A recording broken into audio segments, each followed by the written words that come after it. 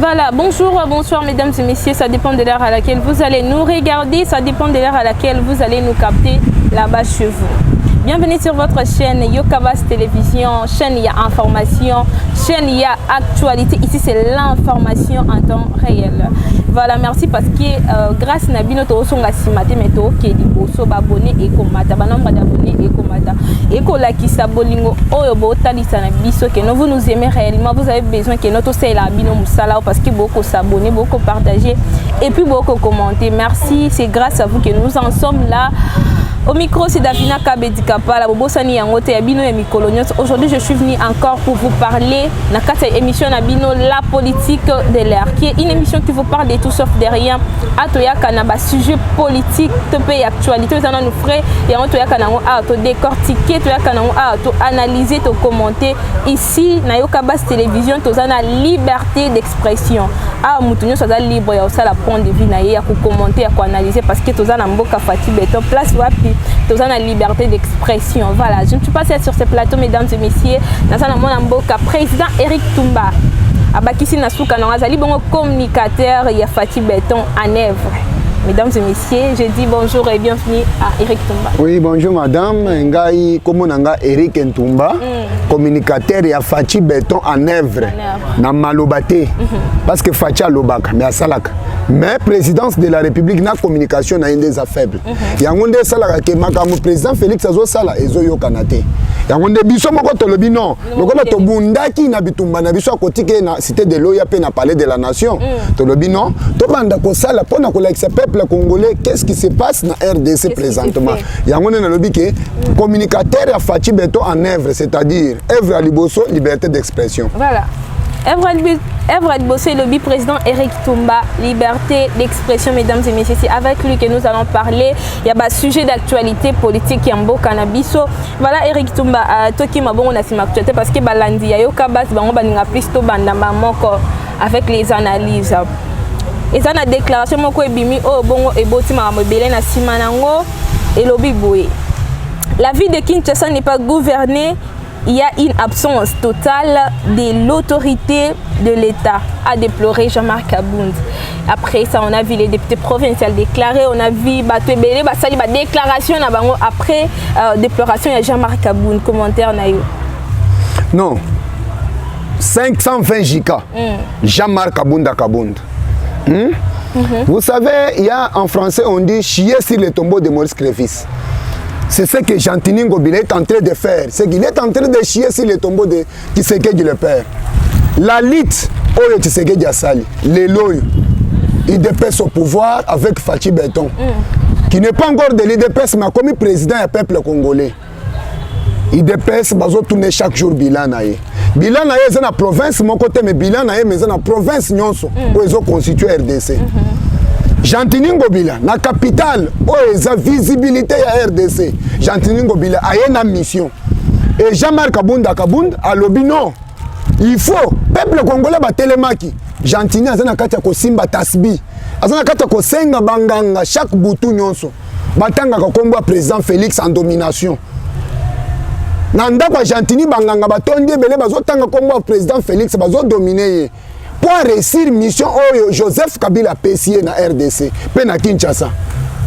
Bomi tu na kate que Jean-Tini Ngobila bomaka batu na yumbi mais aya on a Kinshasa comme président comme gouverneur. Bomi tu na kate quelle récompense Ngoika sanza nyokoli batu na Mbujimai abimi député national. Est-ce que peuple ya Kasai ne ba vota ki o ba nyokola ki récompense. Mon amboka Eric Toumba ba déclaration to ba déploration au batuba kolela oyo qui n'est comme ma beki ce n'est pas d'aujourd'hui mais na simana ngoto ko mona pété que non mon amboka gouverneur ya Kinshasa Jean-Tini Ngobila même pas que non ça pour ça pour démissionner après parce que batuba ko déplorer chaque jour to landaka ngonga na yo to landaka ngoto za batu doit connecter sur l'internet to landaka ngoto ko mona batu chaque jour ba ko déplorer mais après ça réaction les amis. Jean-Tini Ngobila azana posa ya peuple te. Jean-Tini Ngobila azana posa ya ko aider Joseph Kabila. Olobi bien que likambu ya Kinshasa eza ya lelo te eza ya kala. Mais il y a changement de pouvoir, faut pas changement ya makambo ezala. tant que pouvoir réseau changer pe likambo ko changer fait la pe makambo changer pourquoi tozali na kimbuta to bandai kolela est-ce que yebina nuke ata kimbuta so kesa la kapenza ke ndenga sana makila ke kinwa wana lelo azala kazo travailler na président Félix qui ne linga ke bon boleli kimbuta nazo ebiso kimbuta zaki est-ce que yoso yoka peuple congolais na bakino ba tombokela kimbuta mais tozaki na minyoko ya makasi na Joseph Kabila mais peuple quinoise na la population quinoise batikala ko tomboka te pona ko attaquer gentini nini gouverneur nani oyo nani babenga nani kimbuta. Par rapport à ça, quel est votre point de vue? Les gouverneurs Jean-Tini Ngobila Esengeli bongo a démissionné. Jean-Tini Ngobila a une mission à Yeli. Mission na ye, biso peuple qui nous ndenge to komi na Kinshasa siko na lito to salaki to zolongola ye. Jean-Marc Kabunda Kabund leloyo asala bitumba ya makasi na Joseph Kabila. Joseph Kabila zapi. Oyebi papa Tshisekedi akufaka na tikalaka na parti. Eza Jean-Marc te.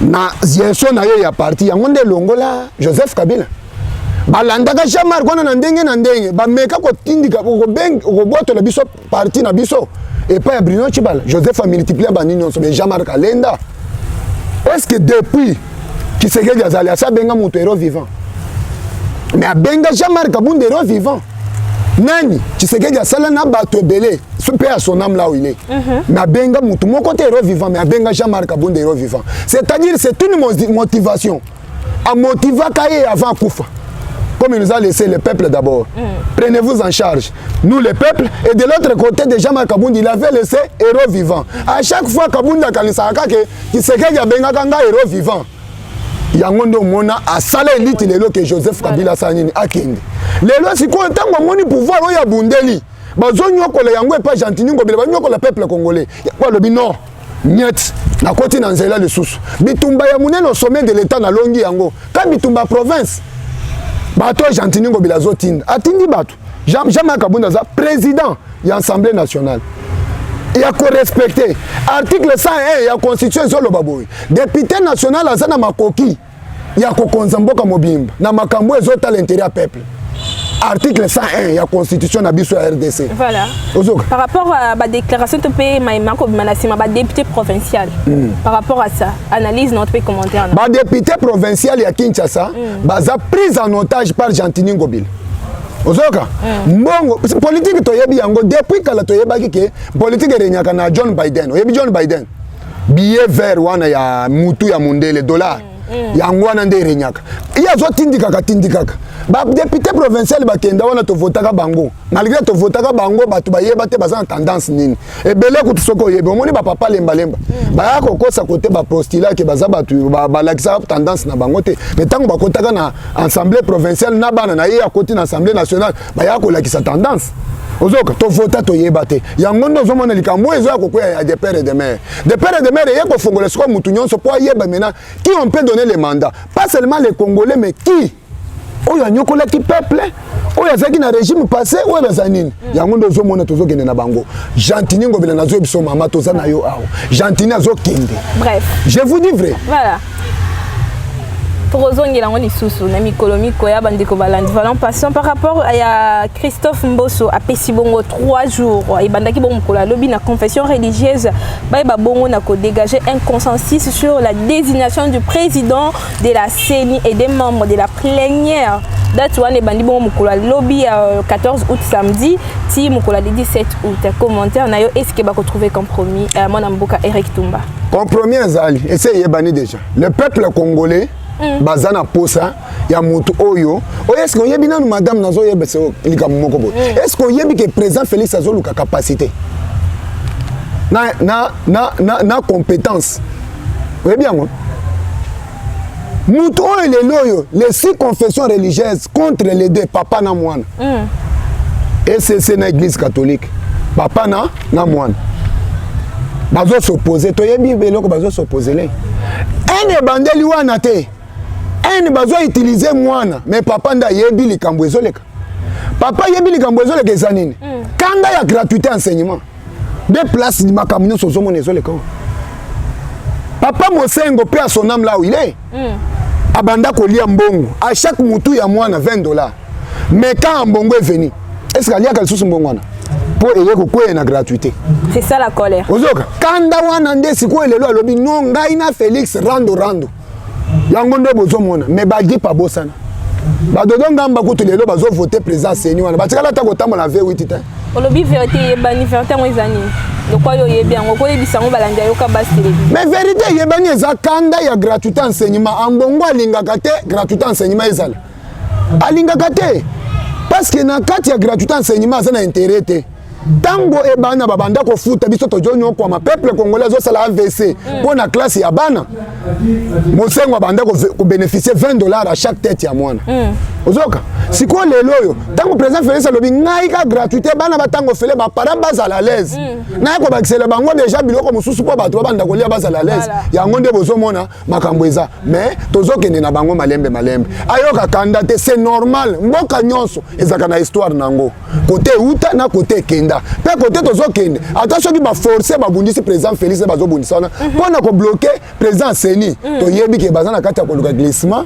po bazongisa président oyo bango bazalaki na ye o balobaka na TV5 Martin Fayulu nager ozoka baza posa ya candidat pe muto ko sala tête ya Sénat sa muto ko banga te muto yo ko yeba bongo na koloba madame menazo yebisa yo na katote ozoloba bien que bazana posa ya président oyo kozala na sommet ya Seni oyo sa sélection est-ce que landaka déclaration na bango balobaka que nous avons besoin ya président oyo na capacité ya kopesa biso alternance en violation de constitution violation de constitution lengo lobanini le président de la République a un mandat moko soit qui a travaillé bien balobaka une fois renouvelable voilà.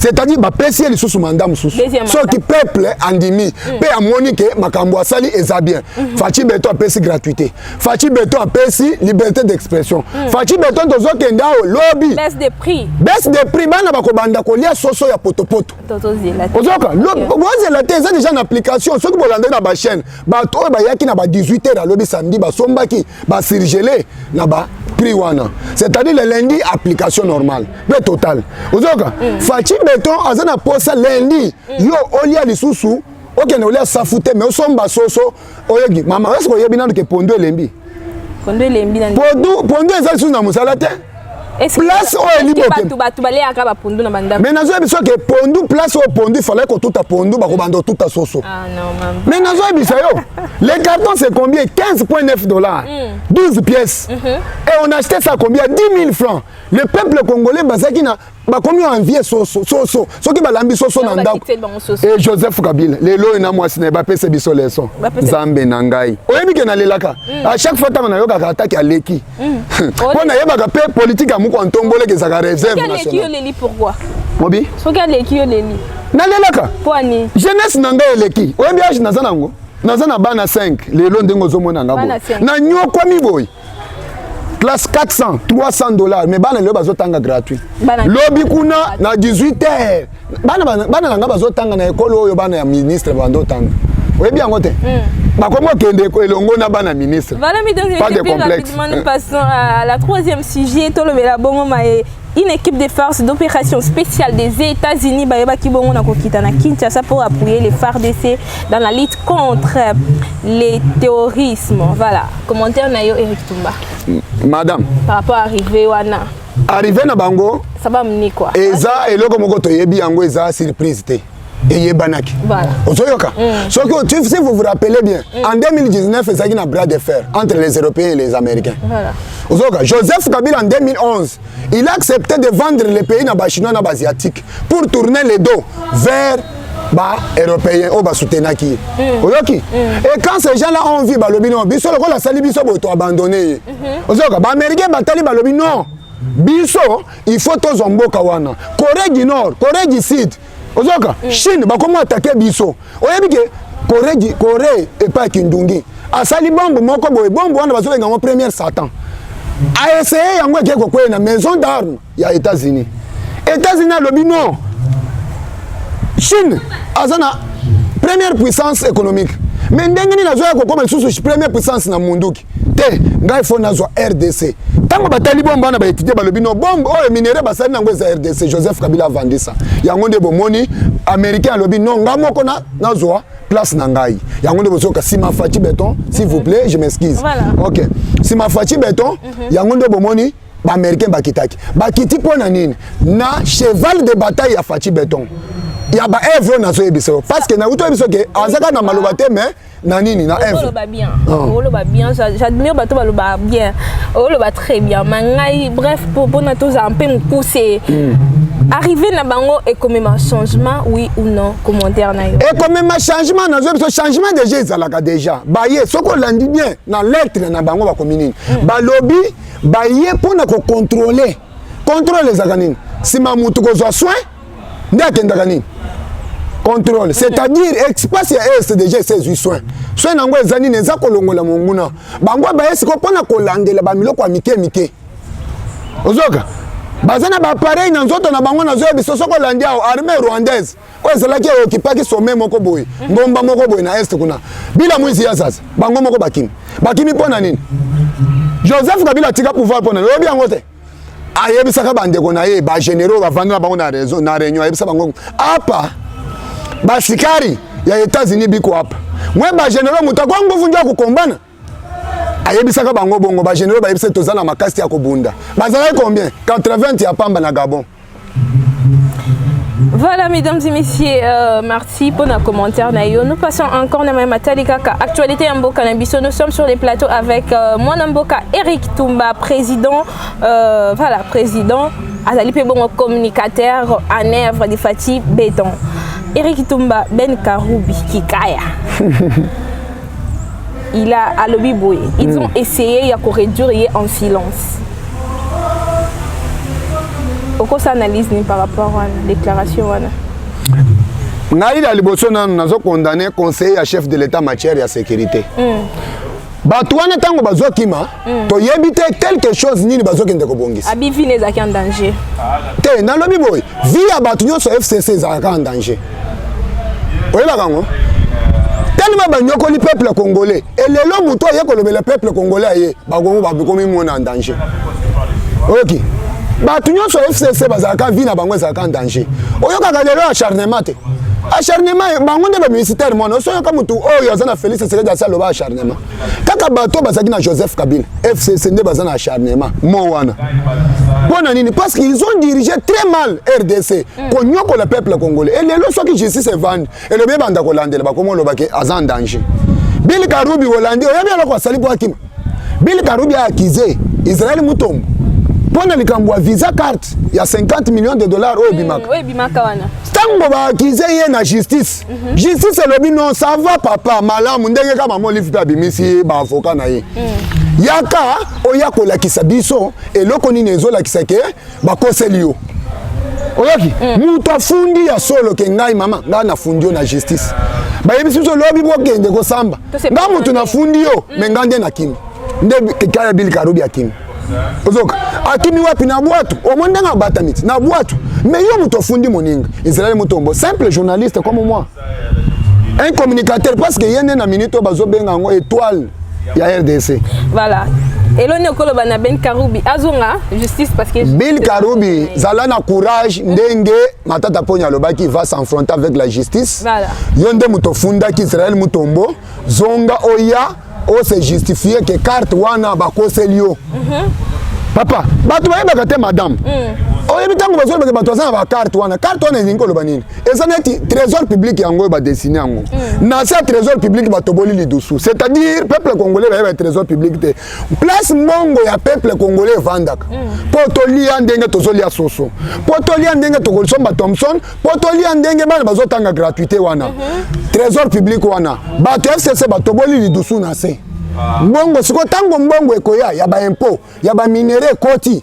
etobokaka na se ezobima ozoka banani batoboli wana ba Bill Karoubi ba Matata Ponyo bato belebele et surtout oyo azaki DG nani ministre ya finance oyo salaire ya la kuli bato nyonso wana il faut nazo senga chargé de sécurité ya chef de l'état afongola misu bato wana bazokima pona nini pe oyeba bien te bazokende ko sala force moko boye ndenge bazobima libano bazosala force na bango ezani des fois bakokende toyebi tentation na tentative na bango te bakende osala be force ko c'est chef de l'état Joseph Kabila dernièrement chaki mbongo na ye na il azui avion atie na île mais autosomba minduki wana aza sénateur il faut atinda minduki wana eya wa ozoka nga na benga sénateur avi wana eza nini lobi kuna élection ekosalema mpe baboye oyo soki bakokanga ye parce que ye moto agéraka petit à petit toke bon na consulter na émission na bino la politique de l'art nous tokochute déjà na suka vala mona mboka Eric Itumba tokomi bongo na suka tokoke na suka.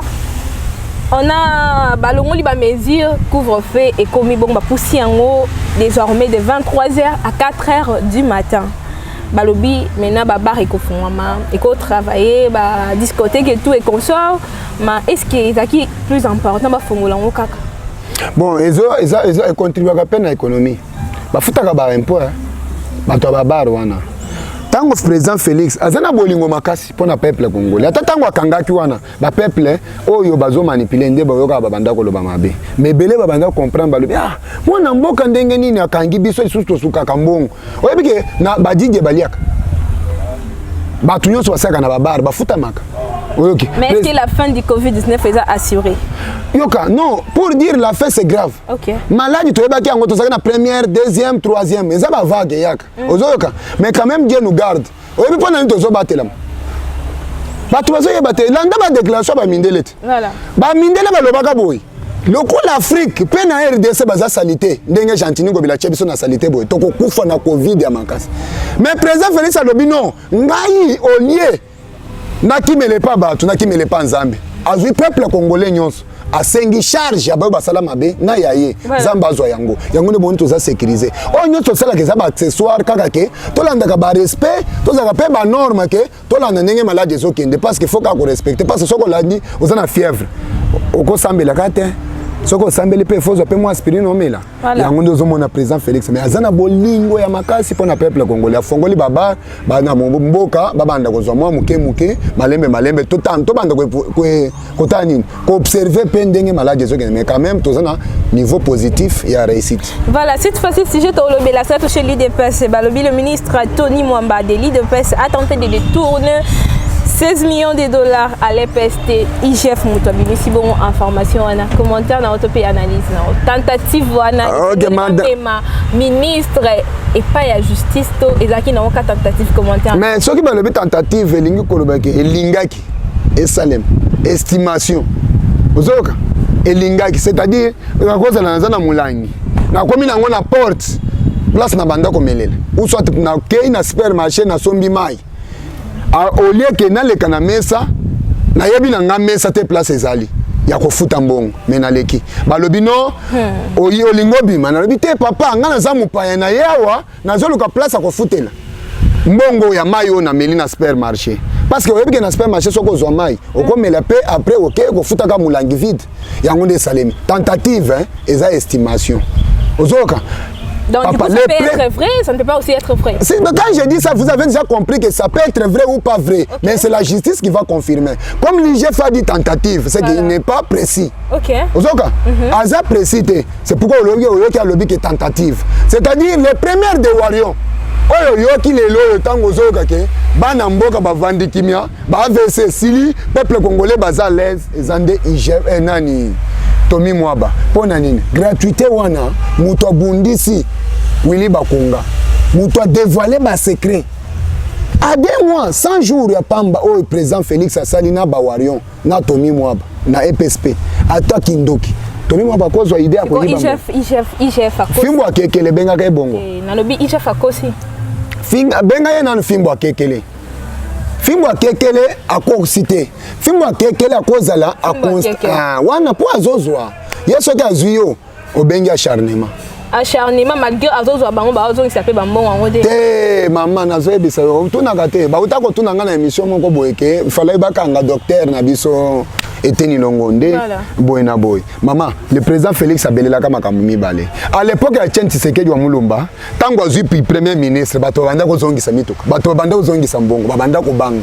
ozoyoka lelo yo avec système tozaki nango bato bakomaka kilo bambongo na ba poche komisi bango ba kilo batali président Félix akota lobi a pauvre biso to sala affrontement na ye tokobanga yete yango ndo monaki mais président Félix avec politique na ye yango ndo moni lelo bato akomo banga alobingai bokobanda kozongisa malembe eboya na négociation mutu pe akokende na négociation nani daki na négociation baza ebele soki ba dénoncer ngo na babenga kango secret d'état. Voilà, mesdames et messieurs, nous sommes arrivés à la fin de l'émission ya mokolo lelo. On a zaki bongo na plateau na ngai à mon amboka Eric Toumba, président, communicateur en œuvre de Fatih Béton. Autre bon que soit. Voilà. RVZ Belé ndinga lobi yango. Mais pour finir, question ya Souka et Zali Boé. Par rapport à la déclaration ya ba Ligue des jeunes IDPS ba lobi que non. L'IDPS veut garder les pouvoirs les plus longtemps possible. De façon démocratique. Mais batum sous ba lobi boye. IDPS a kolinga ko garder pouvoir. Mais est-ce qu'il y a un bilan? Question na Souka. OK, c'est-à-dire ça simple tout ni bilan positif ou bien négatif. Tout na bilan te parce que batouana ba lobi. Ah, batunde ba lobi IDPS azolinga ko garder. Ligue des jeunes na biso a IDPS avec le docteur Djoko Emani. De Mani Djoko, là où il est, je le salue. Bonjour docteur, parce que nayebi ke jeune ou azana boanya ya kosala nini musala tozo sala oyo. Na lobi boy. Ligue des jeunes ba kosité. IDPS bat oyo bazoloba, ce sont des gens qui sont manipulés. Donc ça a un problème. Ya ba demi dagar. Donc ça a un problème. Ya bato bazana 10% ba congolais. 10% zu yango ndeni po avanda kaka. Ni papa ni maman za congolais te. Mais ka po avanda na sol congolaise. Ozoka, yangonde omona bakomi oloba bazo manipuler ce que le peuple congolais. Bilan président Félix. Bilan ya IDPS c'est ça positif. Pourquoi? Parce que la liberté d'expression ezali Martin Fayulu azo sala marche babomi mutute. Ozoka, le contraire bakomi koboma police qui à la place ya population. Ozoka, oyoki le peuple ba ke marche babambi policier libanga azui akufi. Mais à l'époque de Joseph Kabila, on nous amenait les Rwandais. FARDC ou soit les Rwandais militaires mais bapesi bango tenir la police azo boma yebité alobi boma mutu mais batela ngombe à l'époque il y a Joseph Kabila. Voilà. À l'époque il y a Joseph Kabila tout ça qui n'a pas fausse commune mais depuis président Félix ça y est fausse commune za la kate oyebi yango madame. Oyebi ti lelo to lukaka to yeba. À l'époque il y a Joseph Kabila Rosimu Kenda. À l'époque tozalaki na Floribert Chebe to mona kayete Arma Tungulu akenda oyebi yango mais depuis président Félix ça y est ni membre de la société civile ni membre de mon côté c'est-à-dire le pouvoir de l'IDPS qui a accompagné président Félix dans le palais de la nation est ça positif.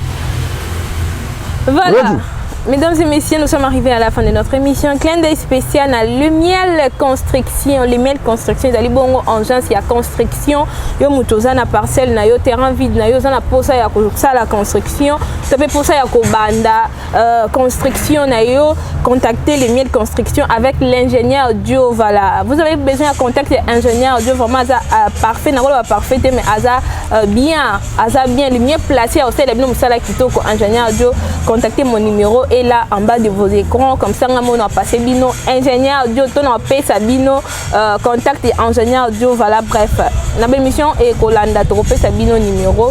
Mesdames et messieurs pour aujourd'hui nous sommes à la fin. Mon amboka Eric Toumba on a tuni yote on lobite na kati émission parce que ici liberté d'expression et na Yokaba télévision on a bosani ko tuna o bosani koloba na ebité soki okoki ko bakisa nini ya ko bakisa zabo ya liboso je mets en garde Jantiningo Bila sakanana Jean-Marc Kabunda te lit o Jean-Marc Asali ata soka za mwana muke Jantiningo Bila na batu na dynamique ba ko sakana na yete wana Tshisekedi abenge héros vivant na mona Jantiningo Bila à l'époque abenge héros vivante les locaux banda ko utiliser ba député na yo provinciaux bino bo fabrikaki boze la 2023 tango to ko kende na élection totale soki moto ko bima ozok ba tunyo son mama madame na ko bima sa téléphone na ngana kiso moi na 5 ans soit carte de lecteur na zana ngona téléphone moi na 5 ans ngana 5 ans ozoka voilà si quoi so ba fabriquer biloko na zo biso tika ba tunayo ba lobaka mais ozo sala mabe OK ko somba banje en faux o chena conteneur ozo ko sa ke banje aziyalbe o chepe o chesi yango couleur